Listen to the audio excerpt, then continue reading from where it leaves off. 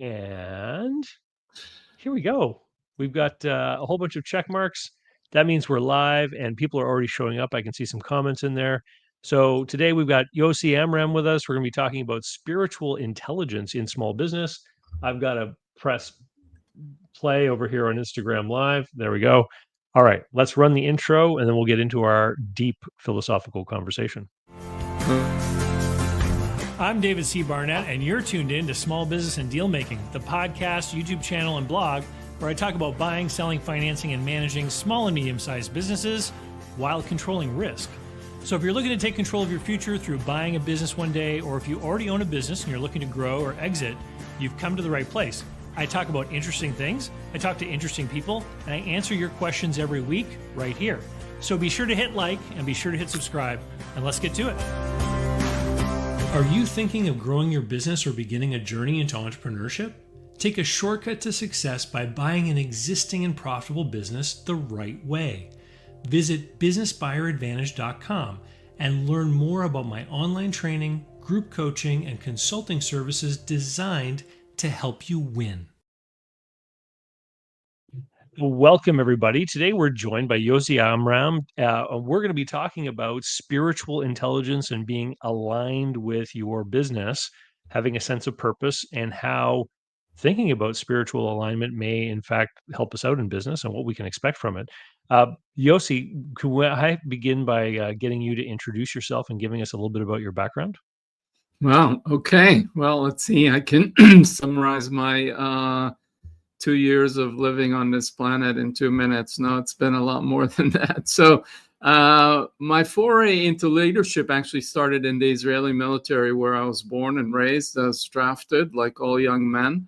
I was a math and science nerd, but to my surprise, I garnered the fastest promotion record in the history of my regiment and won all these leadership awards. But despite excelling in that environment, the command and control model of the military really chafed at my soul, and I kind of resolved to someday try and build an organization and support people's growth and high-performing team in a community context. And that led me to come to the US, study engineering. I got my bachelor's and master's at MIT, and then I decided I really didn't want to be in front of a computer all day and got an MBA at Harvard. From there, after one startup of somebody else, I was in venture capital for a year. From there, I developed my own idea, the first company to do personalized interactive newspapers before the internet. So you'd get David's Morning News on your fax machine, and we had self-learning software agents. You'd tell us which stories were relevant or not, and it kept tuning itself to you. So this is in the late 80s, early 90s, well before the current AI and internet and all of that.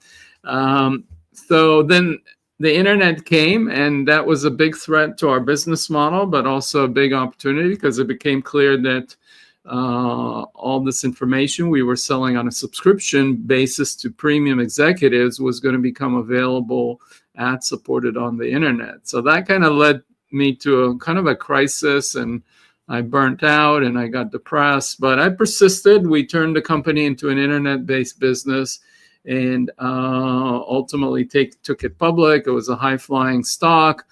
And in the midst of that, while I was trying to relax one day and doing all these internet deals on a massage table, I had a spontaneous spiritual awakening where I experienced the interconnectedness of everything, something that a lot of the mystics have talked about. But my mind couldn't make sense of it, so it blew my mind up and actually triggered me into a manic episode, which was a very upsetting experience. I had a lot of brilliant insights about where the internet industry was going, but I wanted everything done yesterday. And my team and board couldn't keep up with that and saw me as ungrounded, which I was. And so they put me on what they called, quote unquote, a voluntary leave of absence. Nothing about it was voluntary. But it was very embarrassing, because there are headline stories in the Wall Street Journal and the New York Times how basically I kind of lost it and was unstable, which in a way I was. So I was canceled, basically. I moved from being in the top echelon of hot company CEOs in Silicon Valley to someone who people wouldn't respond to emails and phone calls. So it was a very painful experience, but that led me to ask deeper I personal. can only imagine. I can only imagine it must have been rough. And so this though led you down the path eventually that led you into the world that we're going to talk about today. Yeah, which is I tried to understand myself and what happened. Was this all delusion or was it real? So I ultimately went back after starting another company. My ego had to prove itself, so I started another company, and the good fortune of taking it public as well. And then I was like, okay, I've made enough money. I want to understand, myself. I was starting to mentor and be an angel investor for other entrepreneurs and wanted to help them in a deeper way. So I went and got a PhD in psychology and heard the term spiritual intelligence. And I knew about emotional intelligence and all the research that was done that showed how that produces better leadership, happier life, and all sorts of benefits. I thought, oh, spiritual intelligence, that's an interesting parallel. But it wasn't really defined or operationalized. So that was the research program I set for my doctoral research to do. And it started out by interviewing over 71 leaders and teachers across all the world's spiritual traditions to see if, regardless of their theology and cosmology or metaphysics or belief system, whether they believed in Muhammad was the final prophet or Jesus was the Messiah or whatever it was that different traditions have their theology, they all spoke of the same common qualities. You may call them virtues, which is living a life of service and purpose and having trust and gratitude and compassion and forgiveness and presence and humility. So these are universal qualities that have been celebrated for thousands of years through all the wisdom traditions. And modern science in the field of positive psychology with people like Marty Seligman have defined similar set of qualities in what they call character strengths inventory or values in action. And over half of those map directly into these qualities I uncovered in my research with these spiritual leaders that were nominated for embodying these qualities in their daily life. So from there, So when you first discovered the term, it was generally an idea that some people were more spiritually connected than others, but there hadn't been the work done to say, well, how does one set about to become more spiritually intelligent, or how could we maybe do a inventory of our current uh, attributes with respect to this? You were like, we need to define some of this a little bit better and sort of create some tables and charts and all that kind of stuff so that we can talk more intelligently about this idea. and we can measure it. If you want to study something scientifically, let's say I say, well, there's a relationship between someone's weight and health. Well, you got to know how to measure their weight. If Right. you can't measure it, then it's kind of, you can't run a business and say we want to make a successful business, but you don't know how to measure your profitability or cash flow. So if you're talking about anything, you want to study it in a systematic way, there's got to be a measurement. So the term was introduced by this woman called Dana Zohar in a book called Rewiring the Corporate Brain, but it really wasn't defined and there was no measurement. So that's kind of what I wanted to see, how does this improve bottom line results? Does it produce more effective leadership? So that's kind of why I said, well, I got to define it more specifically and then how to measure it. So I developed the first academically validated measure of spiritual intelligence that showed that even when you control for emotional intelligence, leaders that had higher spiritual intelligence produced higher morale team, more commitment, lower turnover. And then other researchers that used my measure then showed that those leaders produced better financial results for their business unit, something that was not demonstrated for emotional intelligence. That's not to knock emotional intelligence. The two of them are complementary and reinforcing. But my point is that this may sound woo-woo, and people have a lot of skepticism when they hear the word spiritual, because in our minds, in our culture, there's a dichotomy between the spiritual and the practical. Well, I And was just going to ask you why why do you believe some people may hesitate when they hear that word spiritual? And this is kind of what you're getting at here now. Is people have this idea that if it's spiritual, it can't therefore be useful or practical. Is that kind of what you yeah, see? and then people associate spiritual with religious, and they associate religious with dogma, and and there's been a lot of damage done in the world in the name of religion, and a lot of whether it's wars or Sure. limitations or and so on. So, it immediately kind of evokes a negative set of connotations. Now, if you think about emotional intelligence, which we talked about up until Daniel Goleman published his book, Emotional Intelligence, and actually the term was coined by two academicians in 1990. We used to think that there's a dichotomy between being emotional and being reasonable. And if I said, David, do you know people in your life that are emotional? And you scratch your head and say, yeah, I do know some. Those may not be the highest compliment. We think emotional is someone who's overly prone to drama, they're Right. dysregulated, and so on. But when you say emotionally intelligent, you say, no, that's a different thing than just being emotional. It means you could use emotional information with reason. And so someone who's emotionally intelligent is not necessarily emotional. And you could be emotionally intelligent and not be emotional. Similarly, you could be spiritually intelligent and not think So of so yourself so so hang spiritual. on, hang on.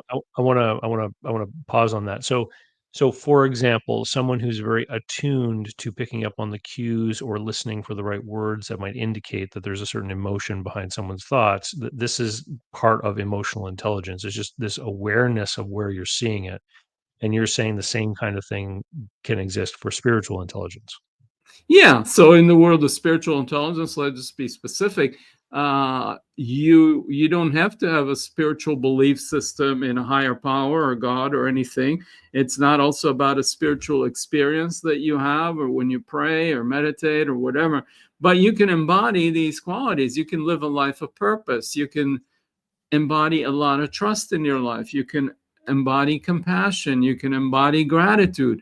And, research by, lots of secular organizations, including Bain and Company, one of the top management consulting companies in the world, they looked at what made for inspiring leadership.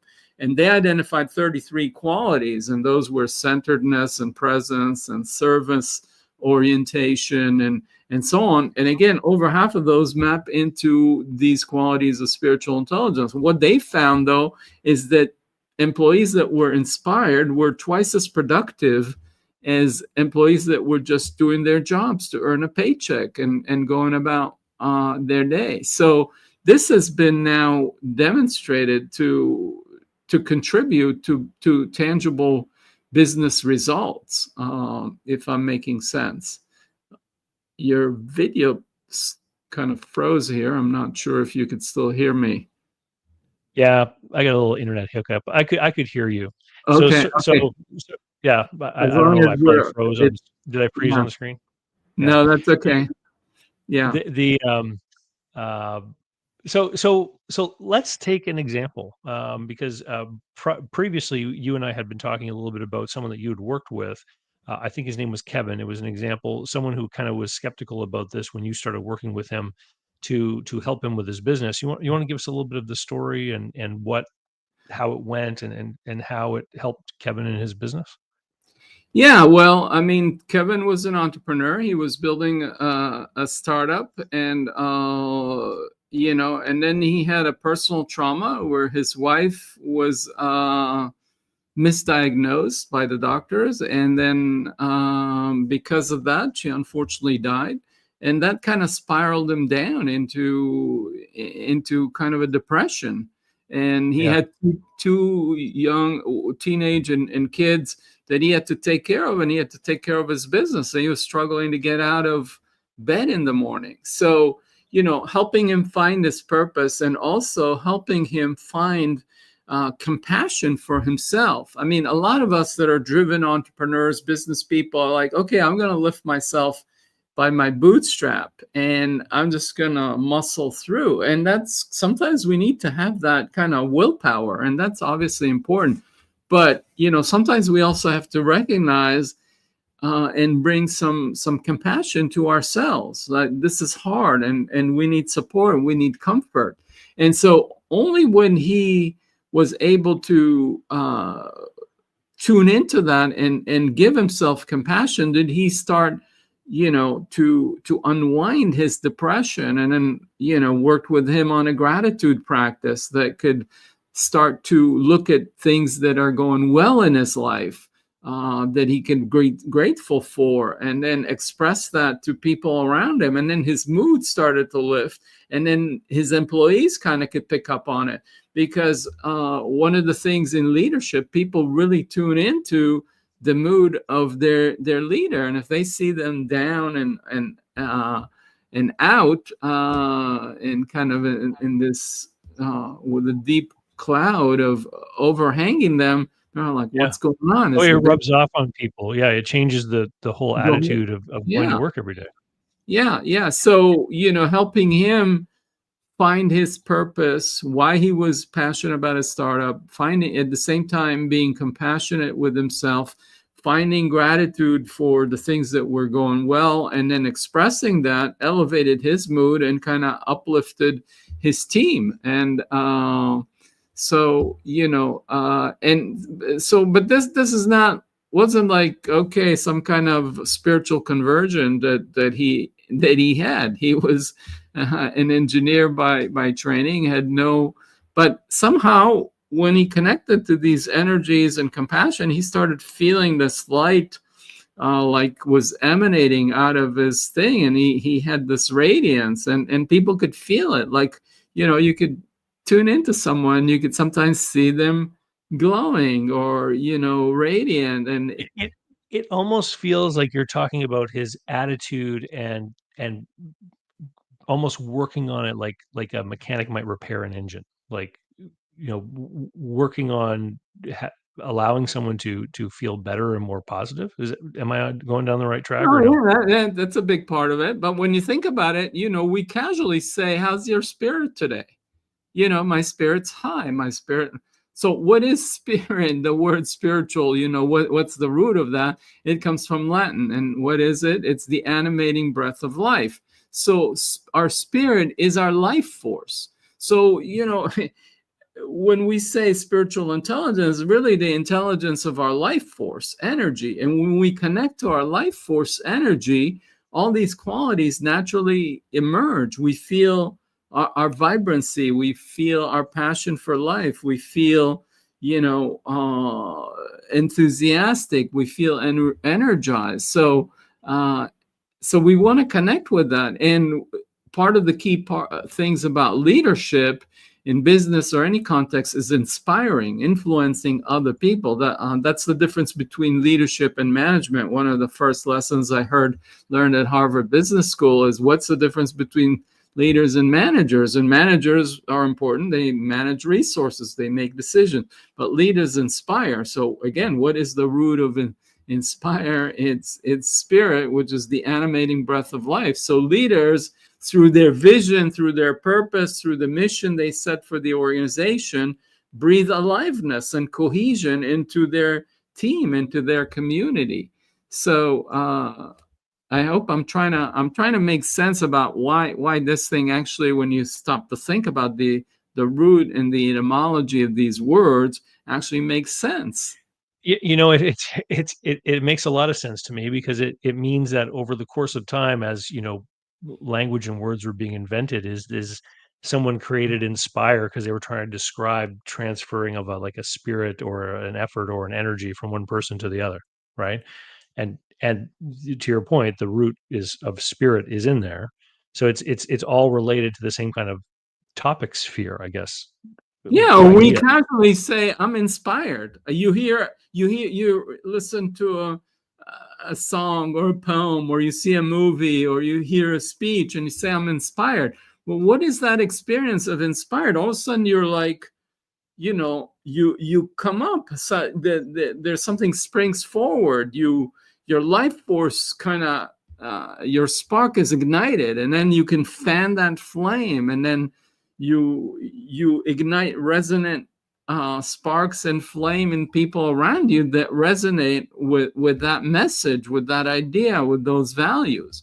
So yeah, when we say, oh, I went and heard this talk, I read this book or whatever, and I felt inspired. Well, what is that?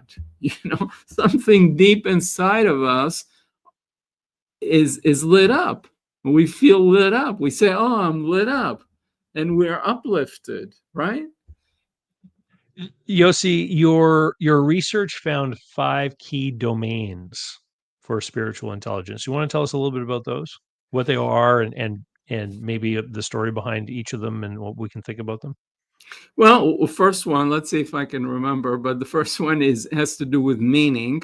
And one of the key things as leaders, we're like creating and mobilizing meaning for people. Like, why do we exist as an organization, as a business? We're obviously here to serve our customers, and we have some purpose, whatever it is. It could be, my business is a restaurant, and my purpose is to feed people, and I deeply believe that through food people connect and nourish their bodies and their health, etc. So there's some values behind it, and and for some people that's going to be in the restaurant thing. Somebody else is really passionate about something altogether different. They're passionate about cars and whatever, and the joy of transportation, etc. And so their business might be an auto dealership or whatever it is. I'm thinking about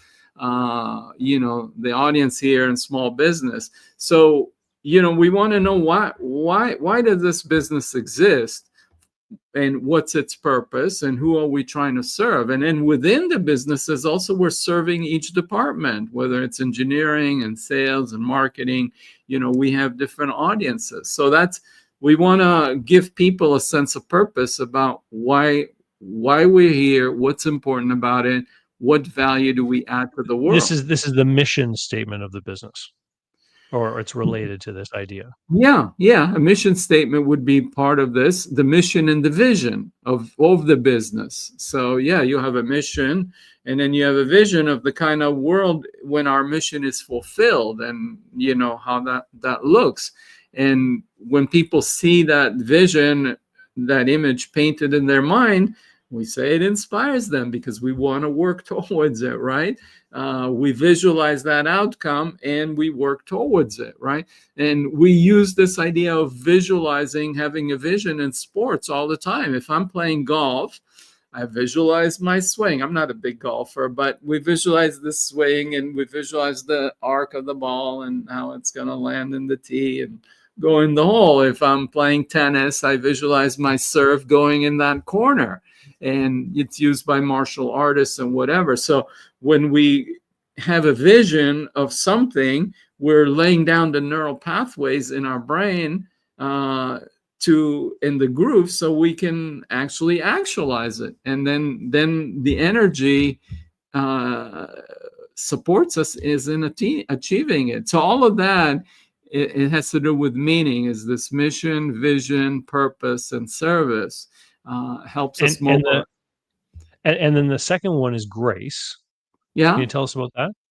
Well, grace, is bringing these qualities of trust, joy, beauty, and gratitude. And we know when we express gratitude and appreciation to people, they tend to motivate them. We also know that when we bring joy and humor and there's greater creativity and problem solving. A key part of leadership and in life is trust that things are going to work out. We have to have some kind of level of hope and optimism.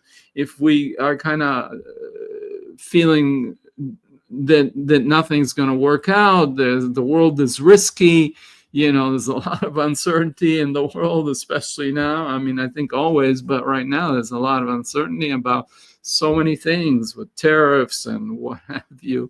Political polarizations, wars, etc. So, but underneath all of that uncertainty, there's got to be a sense of trust that the efforts we're doing are going to pay off. We don't know exactly how, because the future is unpredictable, but there's this foundation of trust that things are going to work out. And that gives us confidence in ourselves, and that confidence then permeates throughout the organization. Nobody wants to follow a leader who's not confident, who doesn't give them a sense of hope that our collective efforts are going to pay off. So this thing I'm calling a cluster of qualities around grace has to do with trust, gratitude, beauty, and joy. And we find the beauty in our work and our creativity, and that further motivates us. So I know we want to get through all 5. So you're keeping me on track. That's great. Let's keep going. Well, that what you just said is definitely the truth, and that is the number 3 list on the list here is truth.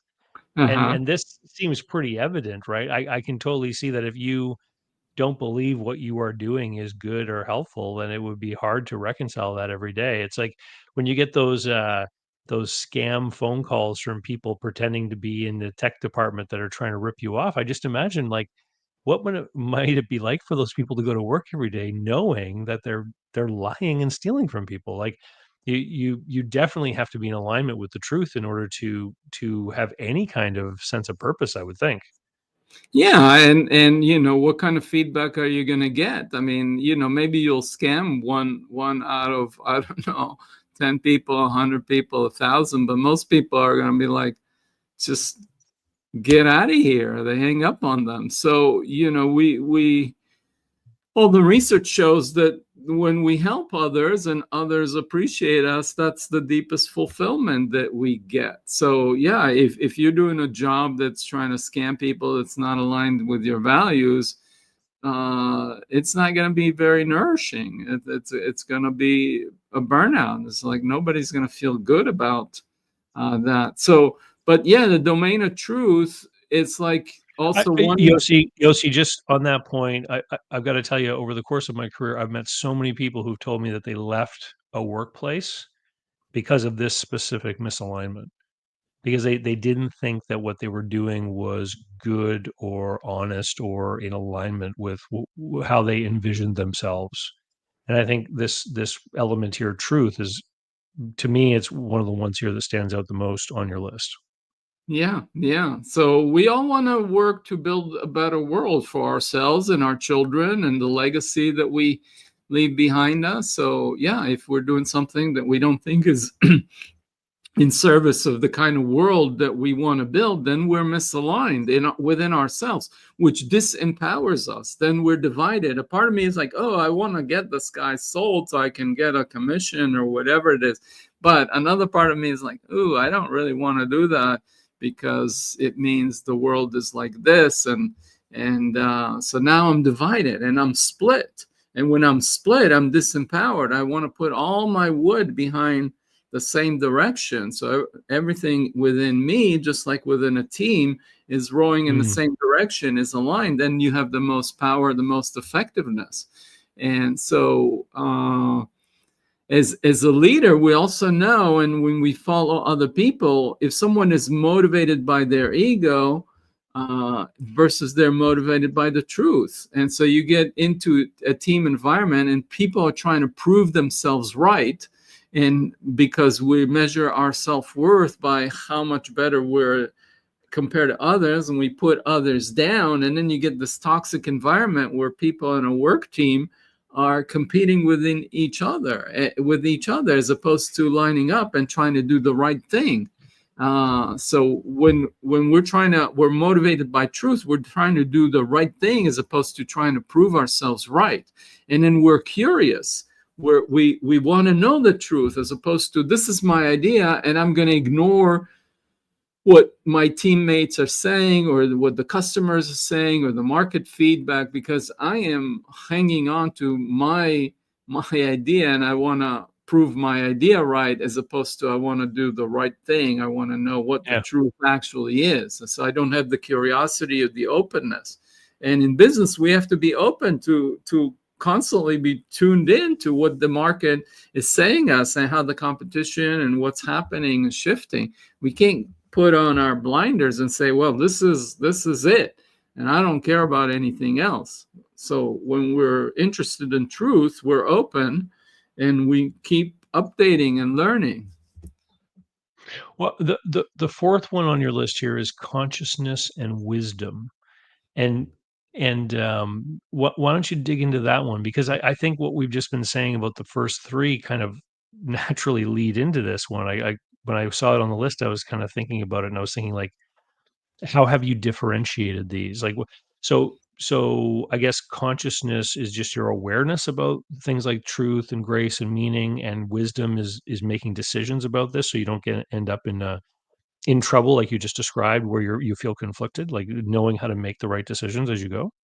Yeah, and it's consciousness is like, normally we think of either or type of thing. So we have to make decisions based on our head or our heart. We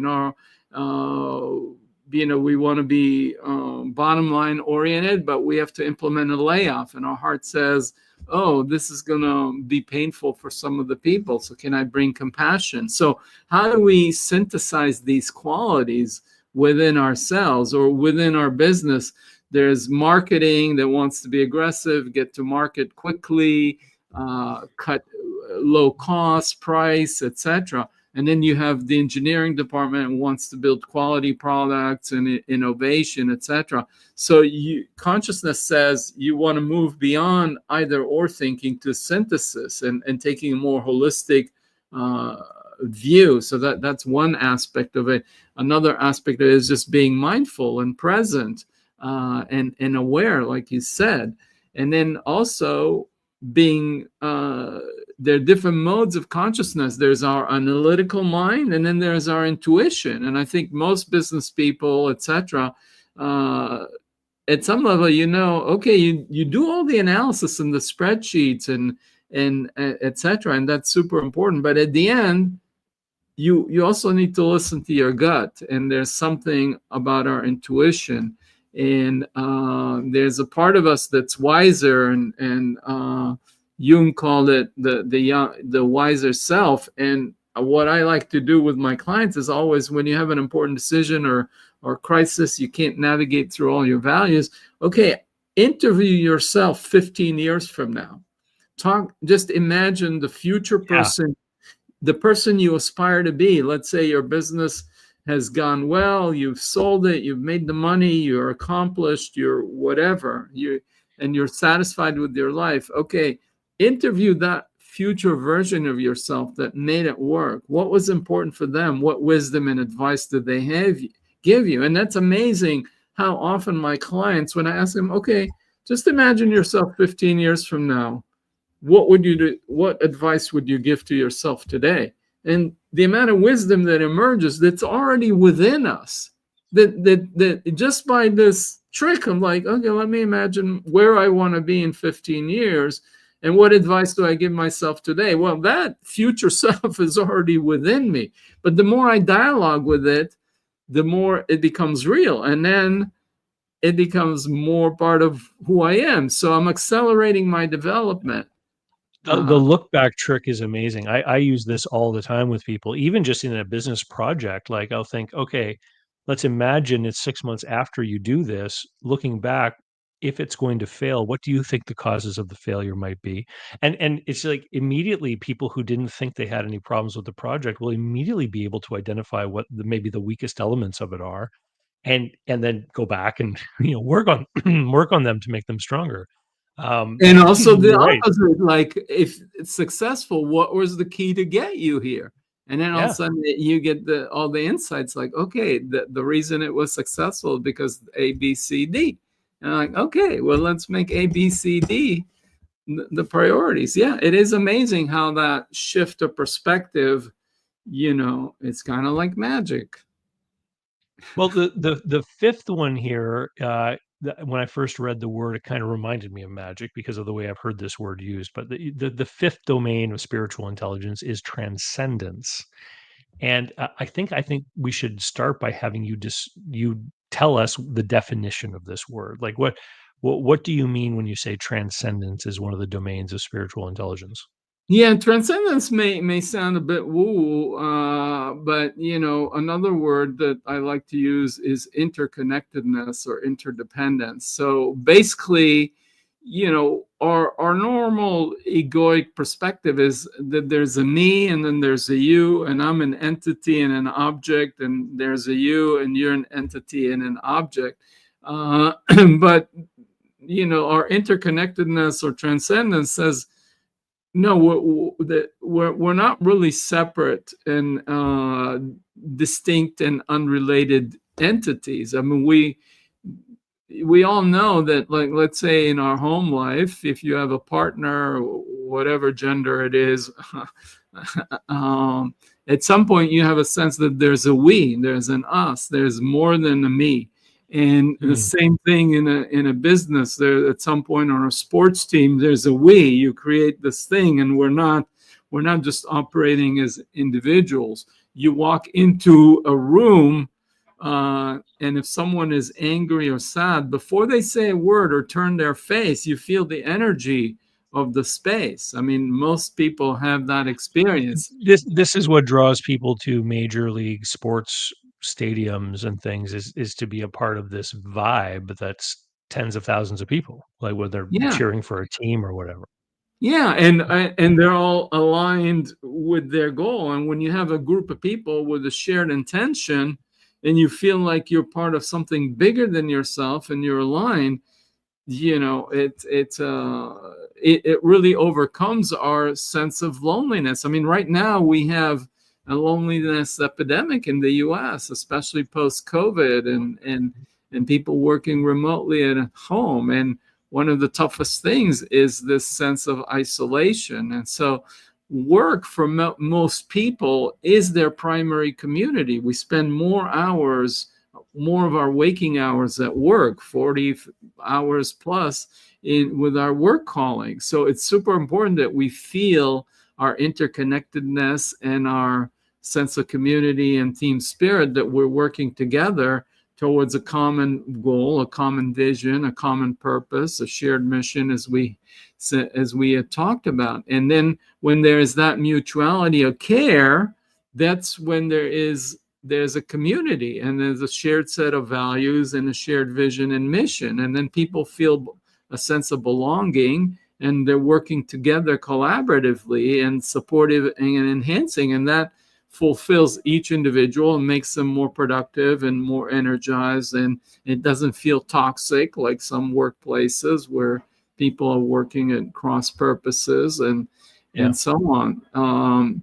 But then you get to know your colleagues and you care about them, and if they're going through a tough thing, you're there for them as a human being. So there are these qualities of compassion and relatedness, and this sense that we're in this together. I think it's so important because, we live in a very individualistic culture, and I got to be me, and I'm free to be me. And that's super important. I don't want to take away our individuality. Each of us are unique individuals, and we got to find and express our unique set of gifts, talents, and superpowers. But we also have to, going back to this thing about synthesis and consciousness, is balance that I'm free to be me, my unique self, and this thing of we're in this together. And I think we all know that in relationships. We all know that in teamwork. And you talked about sports. I mean, a great basketball team, there are different people. They're unique in their skills, but they create kind of a symphony as they play together. It's just beautiful to watch how they're each are bringing their unique skills and talents, but they're doing it in harmony. And it's like a beautiful piece of music that's being played. And Yossi, we've got a bunch of people that are joining us live. So, like Kevin says, good afternoon from Central Florida. Hey, Kevin, how are you? And we have Victor, who's tuned in from Nottingham over in the United Kingdom, who says he's liked the show. I'll remind everyone that if you're enjoying the program, please hit the like button or leave a comment. It helps the algorithm know that the content is good. And if you have a question, just pop it into the comment field. As we head towards the end here, I'd like to bring this conversation down into sort of, you know, how a small business owner running a business might be able to use some of these concepts in sort of the day to day, and think about their own spiritual alignment and what sort of a great starting point might be if they want to try to work on this aspect of their business and their interaction with their employees. What would you say to a small business owner who thinks that maybe they could benefit from working on some of this? Well, I think we've touched on several of them. There's a lot, but I think couple of things that would be good starting places would be having to do with this notion of purpose and meaning and our vision. Why are we here as a small business? Who are we trying to serve? And why is that important in the world? And then thinking about the personal alignment, like who am I as a business owner? Why am I passionate about this business as opposed to another business?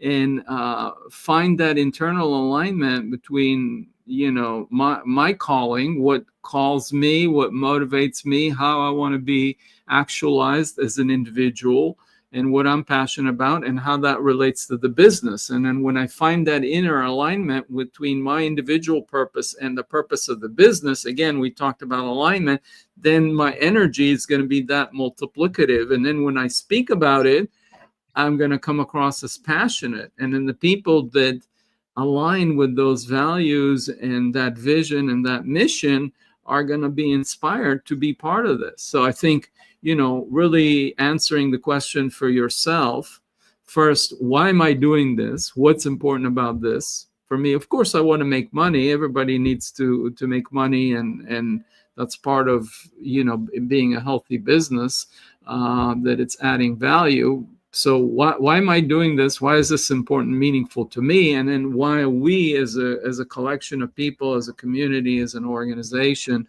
are doing this and articulating it to others? And what's our purpose? What's our mission as individuals?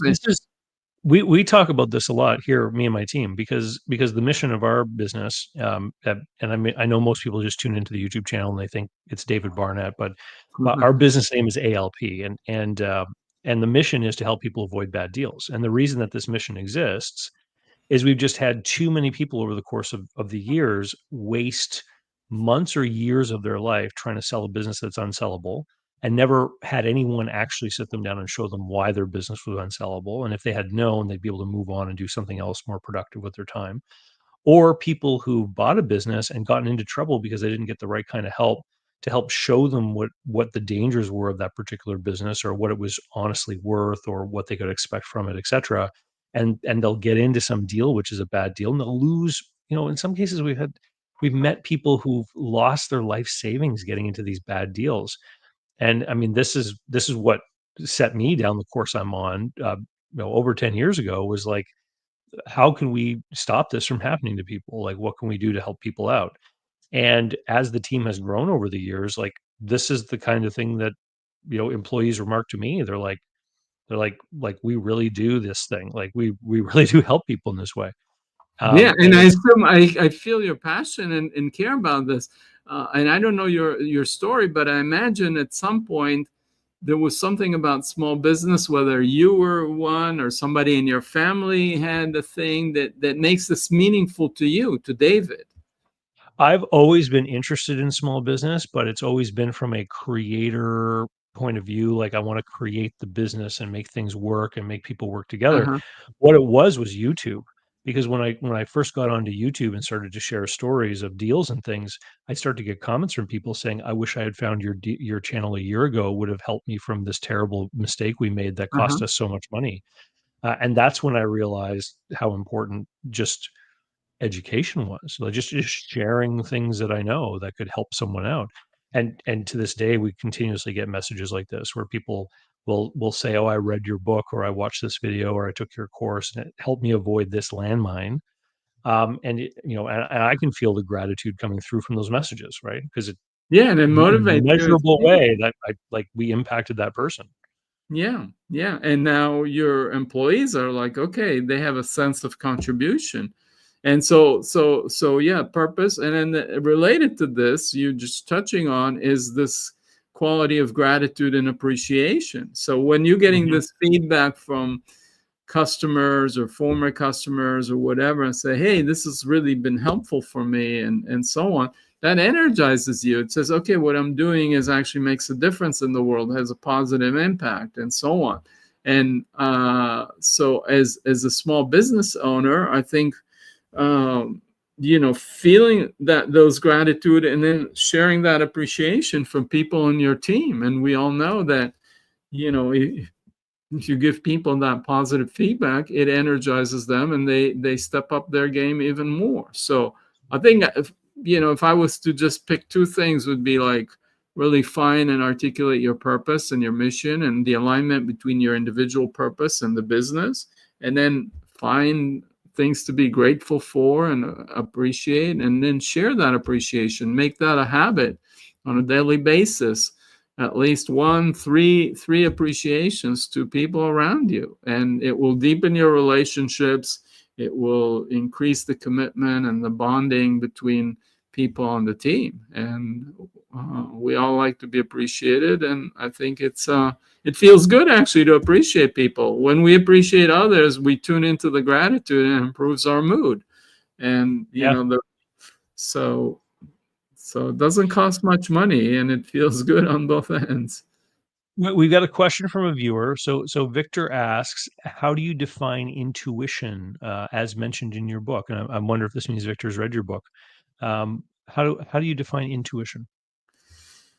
Well, intuition would be knowing things in a direct way without the normal discursive analytic mind. So it would be kind of knowing things beyond spontaneously without words. So it can come through our gut feelings. For different people, it's going to come through different ways. But we say, oh, I have this intuitive sense. And I know I'm kind of a little bit circular in my definition. I'm talking about intuition, but basically using the word intuitive. But it's basically direct knowing without analytic, linear, without consciously going through some kind of thought process. Yeah, and the amazing thing is, if you listen to Einstein or Steve Jobs or whatever, they say for them all their discoveries and came through an intuitive knowing that just got this idea popped in their mind. They don't know how and where. It wasn't like they were going through searching for it, and they thought that was more powerful and effective in their innovation and problem solving than their analytic mind. It's interesting because I've always thought that there's two things at play here. There's I learned a long time ago when I was in school that if I didn't wait until the day before something was due, I could work at something maybe a week before it was due, and then over the course of that week, I would get these brilliant ideas just bubbling up, in my head of ways I could make it better.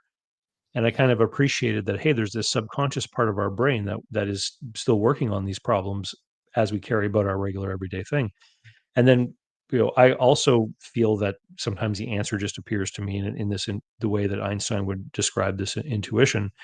I just credit it to that subconscious. Like these are thoughts or ideas or problems that it's worked on before, and it just already knows the answer. And it's almost like you're of two different minds. I don't know. Is this something that's a real thing in psychology? I'm not a psychologist. Yeah, I mean, so there is the subconscious and but yeah. So you said you do things a week and then let it sit in the background. Sometimes you wake up from, and a lot of the guy who discovered the benzene and whatever woke up and saw how this molecule was structured, and all of a sudden spontaneously from a dream. Edison, who was a huge inventor, what he would do, he had a trick where he would actually take naps on purpose and do this thing that he would give his mind, like, okay, this is a problem. He'd take a nap and he'd wake up and like he'd get these insights. We get them sometimes in the shower. You're just relaxed, and all of a sudden pop, an idea comes in, or walk in the woods or on the beach, and all of a sudden you get these thoughts and ideas. But going back to the science of it, we say the brain, we now know that, our brain has, trillions of hundreds of billions of neurons, but there's also, we discovered that our gut actually has over 1 million neurons in our gut and our heart. And so our central nervous system and our neurons are not only in our skull. And so, we say, I have a gut sense. And now there's a science that says, oh, our gut has its own brain. So at least neurons, which are communicating with the brain in our head. So it's a bit of a mysterious thing when we say, oh, I have a gut sense. Well, it's actually, there's a physiology and science behind it now. So, but we used to say, I'm very much a fan of listening to your gut, because oftentimes I think our conscious minds can get distracted by certain things, and aspirational or outcomes we really think we want and things like this. And I think our guts are very much attuned to danger, especially when it comes to people. Like, you get that feeling you don't like someone, and funny enough, we were talking about this over the weekend. Me and some friends, we were having dinner together, and someone was remarking about how rare it was for them to have that gut feeling that they didn't like someone. And I was thinking about it, thinking, we insulate ourselves with our layers of friends, right? Because if if one of our good friends meets someone they don't like, they're very unlikely to introduce that person to the rest of us. And so it's kind of like almost how communities can strengthen each other through positive, strong relationships with each other.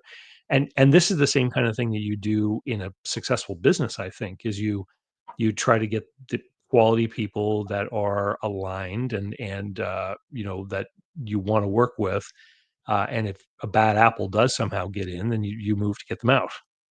Yeah. So, and you get these gut feelings about people for sure. And our body has all this wisdom that we need to pay attention to. But, again, the best thing is to collaborate. I mean, you do the analysis and then you do the gut, and then you try and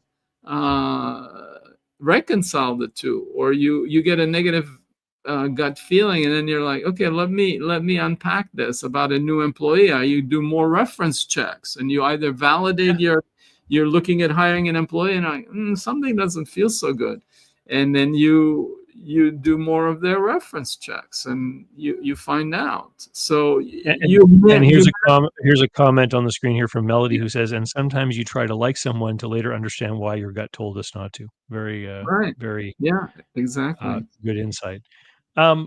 So what's next on your research about, and your research or teaching about spiritual intelligence, Yossi? Well, my original research was around leadership, and my doctoral, I did studies with CEOs and their teams and et cetera. Now I'm focusing on couples and doing a research right now. I'm in the midst of doing a study with 100 couples, some same-sex couples, 50 same-sex couples, 50 heterosexual couples, and seeing how attachment theory and spiritual intelligence play into relational satisfaction, because now it's pretty widely accepted in that attachment theory is how people are securely attached or anxious, ambivalent, or avoidant, or, without getting into the lingo, affects our relational satisfaction and secure bonding.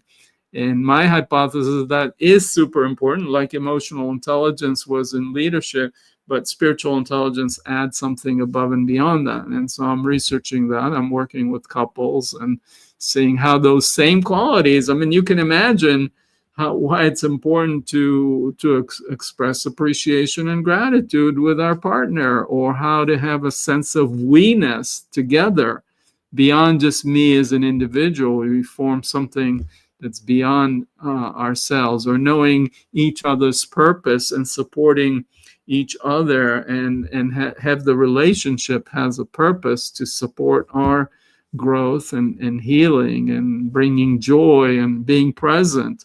I mean, one of the qualities of spiritual intelligence is presence, and that's super important at work.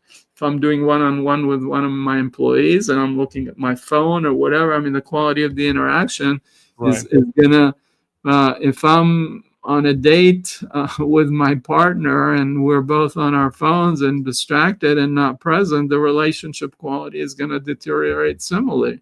So my hypothesis is that these same qualities of compassion and forgiveness and presence and joy and beauty are so important, not in a leadership business context, but also in partnerships in our romantic lives. And so that's what I'm Well, working on. I can see why you might think there's a connection, and it'll be interesting once you finish your research, if you can give us any insights about what you're able to take away from all the data that you gather. Um, Yossi, if anyone ever wants to find you online, where's the best place for them to locate you?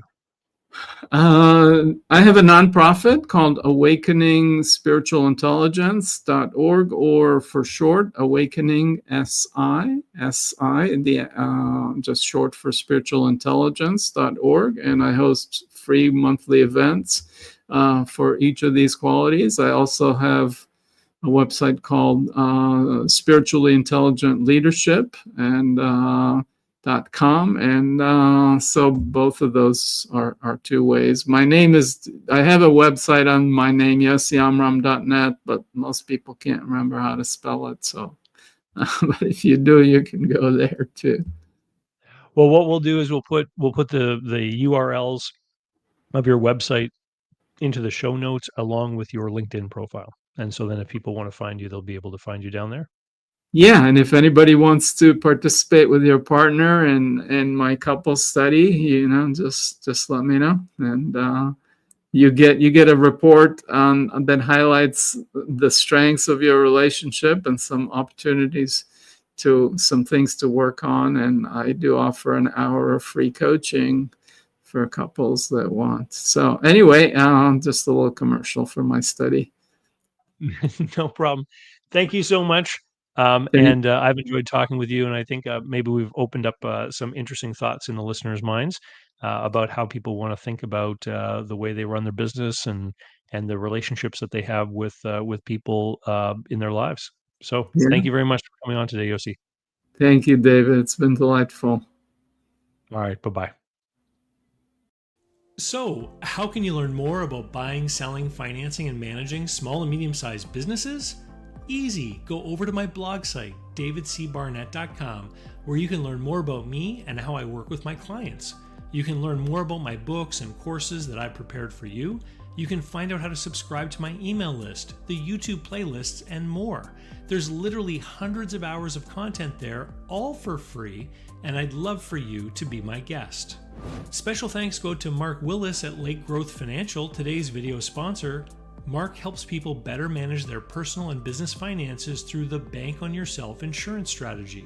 This is something I've done personally and I've seen others use it successfully for years.